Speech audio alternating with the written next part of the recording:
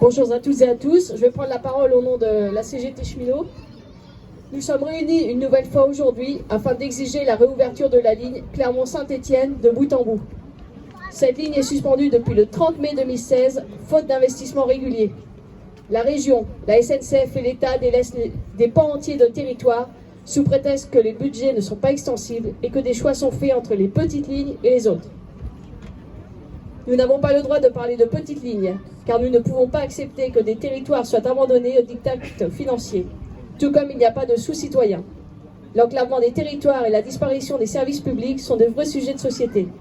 Nous le voyons au quotidien avec la crise sanitaire que nous subissons. Le service public doit être au cœur de notre société. La période électorale qui s'impose à nous ne doit pas être juste une vitrine des promesses qui pourraient être tenues ou pas. Sur la grande région Aura, cette liaison ferroviaire est le chemin le plus court pour allier Clermont-Ferrand à Saint-Étienne.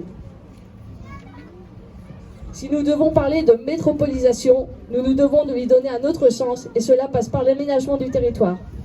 La mobilisation de ce jour en appelle d'autres, car les citoyens doivent être acteurs pour exiger une autre politique.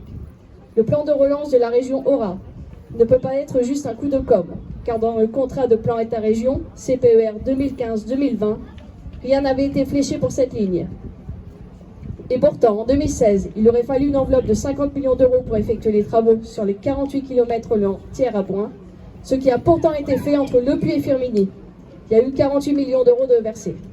Ce ne sont pas les annonces faites par le Conseil régional sur le financement d'une étude pour expertiser les besoins et envisager une réhabilitation à coût moins élevé qui calmera les mobilisations. Cependant, dans le prochain CPER 2021-2027, ce ne sont pas moins de 860 millions d'euros qui seraient investis sur les infrastructures ferroviaires, dont 280 millions dans les 2 ans, dont une partie intégrée au plan de relance. Néanmoins, pas un euro sur la ligne Clermont-Ferrand-Saint-Étienne via Boin.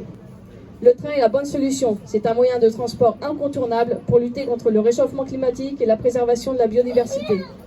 Une circulation ferroviaire pollue 50 fois moins qu'une circulation routière et 80 fois moins qu'un avion. Est-ce que nous ne devrions pas trouver un consensus politique sur l'aménagement des territoires, le désenclavement, le développement durable?